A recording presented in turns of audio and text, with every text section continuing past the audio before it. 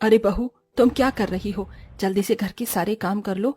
जीतू आज शहर से घर आ रहा है। अच्छा माँ जी, आज देवर जी वापस घर आ रहे हैं? ठीक है, आज तो मैं उनकी पसंद का सारा खाना बनाऊंगी। मोहिनी घर की बड़ी बहू थी और उसने घर को बहुत अच्छे से संभाल भी रखा था। कैलाशिनी अपनी बड़ी बहू से खुश थी, लेकिन वो बहुत गरीब परिवार से थी और शादी के समय वो दहेज में कुछ भी नहीं लेकर आई थी। जैसे ही उसका बेटा जीतू शहर से वापस घर लौट आता है, वो उससे कहती है, बेटा तूने नौकरी बहुत कर ली और अब तेरी शादी के लायक उम्र हो गई है। मैंने एक लड़की देखी है, बहुत अच्छे परिवार से है, अमीर भी है, साथ में खूब सारा दहेज भी लेकर आएगी। बस अब मेरी एक आखिरी ख्वाहिश पूरी कर दे, तू मेरी पसंद की लड़की से शादी कर ले। अरे माँ, आपको इतनी जल्दी क्यों है मेरी शादी की? अभी मेरी उम्र ही क्या है? अरे देवर जी, कर लीजिए, आपको पत्नी मिल जाएगी, इस घर को एक बहू और मुझे एक छोटी बहन की जैसी देवरानी मिल जाएगी। मेरी नहीं तो अपनी बड़ी भाभी की ही बात मान ले। तभी वहाँ आकाश भी आ जाता है। और छोटे, कैसा है तू? लगता है तेरी भाभी और माँ ने तुझे घेर लिया है। अरे घेरना तो था ही, अब ये जनाब 25 साल के हो गए हैं। आप भी पिताजी बेचारे के हालचाल तो ले लेते। मैं तो बिल्कुल ठीक हूँ भैया, देखो ना, आए हुए एक दिन भी नहीं हुआ और माँ ने शादी की बात छेड़ दी। वैसे माँ बिल्कुल सही कह रही है, अब तुम्हें शादी कर लेनी चाहिए। घर में हर किसी के मुंह से यही सुनने के बाद आखिरकार जीतू को शादी के लिए हाँ करनी ही पड़ती है, जिसके बाद कैलाशिनी एक अमीर परिवार से रिश्ता जोड़ लेती है। अब जीतू की शादी की तैयारियां शुरू हो जाती हैं। माँ जी, मुझे बनारसी साड़ी खरीदनी है, मैं देवर जी की शादी में वही पहनूंगी। देखो बहू, अभी मैं छोटी बहू की शॉपिंग करने जा रही हूँ और अगर पैसे बचेंगे तभी मैं तुम्हें साड़ी दिलवाऊंगी, वरना नहीं। वैसे भी तुम्हारे पास बहुत साड़ियां रखी हैं, उसमें से पहन लेना। कैलाशनी ऐसा कहकर शॉपिंग करने के लिए निकल जाती है और बेचारी मोहिनी घर में गर्मी में सारे काम करती रहती है। माँ जी ऐसा क्यों करती हैं? जब भी मुझे कुछ दिलाने की बात आती है तो बिल्कुल इनकार कर देती हैं। खैर कोई बात नहीं। मोहिनी को इस बात से बहुत बुरा लगता है, लेकिन फिर भी वो अपनी सास से कुछ नहीं कह पाती। ऐसे ही देखते जीतू की शादी अमीर घर की लड़की वेदिका से हो जाती है। ओहो, कितनी गर्मी है यहाँ, मुझसे तो जरा भी गर्मी बर्दाश्त नहीं हो रही है। माँ जी, आप अपने घर में एक एसी नहीं लगवा सकती थी? अरे बहू, एसी तो लगवा लेती, लेकिन एसी लगवाने के लिए पैसे कहाँ से लाती? वैसे तुम्हारे दहेज में एसी आया तो है, अभी वही लगवा लूंगी। हाँ, मेरे दहेज में एसी आया है, उसे फौरन मेरे कमरे में लगवा दीजिए, बहुत ज्यादा गर्मी है। कैलाशिनी को लगा था कि उसकी बहू के दहेज में आया हुआ एसी, फ्रिज, कूलर, वो भी इस्तेमाल करेगी, लेकिन वेदिका पहले ही बहुत चालाक होती है। वो एसी, फ्रिज, कूलर सब कुछ अपने ही कमरे में रखवाती है। माँ जी, रात भर मुझे बहुत प्यास लगी थी और बार बार पानी लेने के लिए बाहर आना पड़ रहा था। आप एक काम करवा दीजिए, ये जो मेरा फ्रिज है इसे मेरे कमरे में ही लगवा दीजिए। अरे बहू, फ्रिज से तो सभी पानी पीते हैं, अगर मैंने फ्रिज तुम्हारे कमरे में रखवा दिया तो फिर सभी को परेशानी होगी।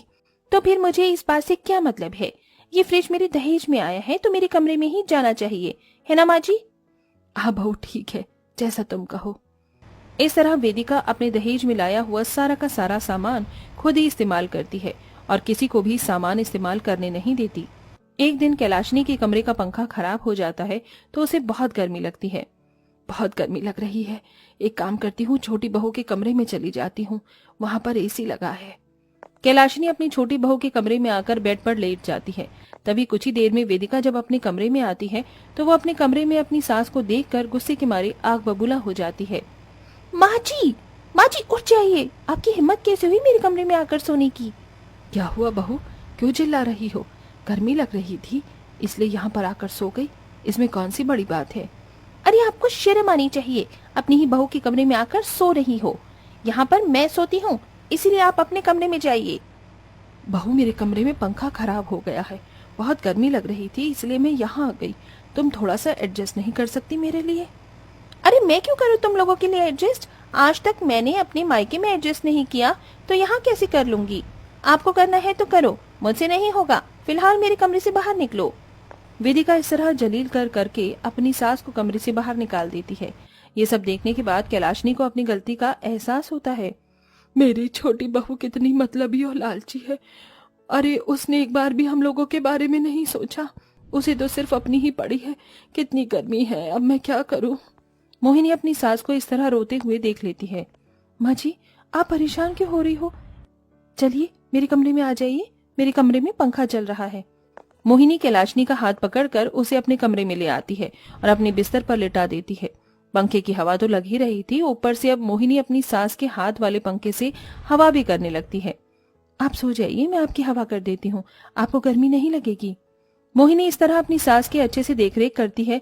इसी के चलते कैलाशनी को अपनी गलती का एहसास होता है और वो अगले दिन सुबह अपनी बहू से माफी मांगती है। मोहिनी बहू, तुम कितनी अच्छी हो, लेकिन देखो ना, इतनी अमीर होने के बाद भी वेदिका का दिल कितना छोटा है। उसे तो अपनी सास की पड़ी ही नहीं। मुझसे बहुत बड़ी गलती हो गई। मुझे तुम्हारे साथ इस तरह का बर्ताव नहीं करना चाहिए था। छोटी बहू के आते ही मैं तुम्हें भूल ही गई।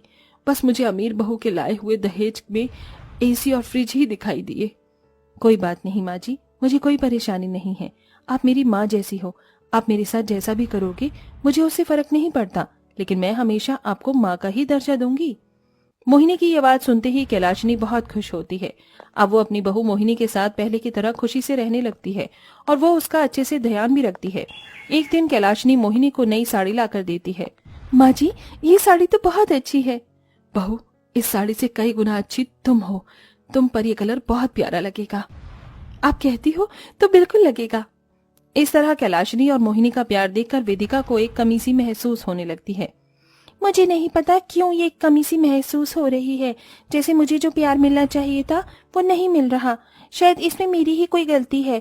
नहीं तो माँ जी ने मुझे शुरू में बहुत प्यार किया था और मैंने उनके साथ बुरा बर्ताव भी किया। वो बेचारी गर्मी में परेशान थी और मैंने उन्हें अपने कमरे से ही निकाल दिया। वेदिका ये सब सोचने के बाद अपनी सास से माफी मांगने के लिए उसकी सेवा करना शुरू कर देती है। जैसे ही उसे महंगे महंगे तोहफे देखकर मनाने की कोशिश भी करती है। माँ जी देखो ना, मैं आपके लिए कितनी अच्छी महंगी साड़ी लेकर आई हूँ। आज तक ऐसी साड़ी आपको जेठानी जी ने भी नहीं दी होगी।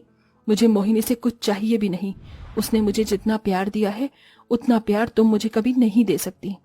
ये सुनते ही वेदिका की आंखों में आंसू आ जाते हैं और वो अपनी सास के पैरों में गिरकर माफी मांगते हुए कहती है, माँ जी माना, मैंने बहुत बड़ी गलती की है, लेकिन अब मुझे अपनी गलती का एहसास भी हो गया है। हो सके तो मुझे माफ कर दीजिए। आइंदा मैं ऐसी गलती कभी नहीं करूंगी। मैंने अपनी अमीरी का घमंड आपको बहुत दिखाया, जो कि मुझे नहीं करना चाहिए था। वेदिका की आंखों में आंसू देखकर कैलाशिनी समझ जाती है कि उसे उसकी गलती का एहसास है, जिसके चलते वो उसे माफ कर देती है।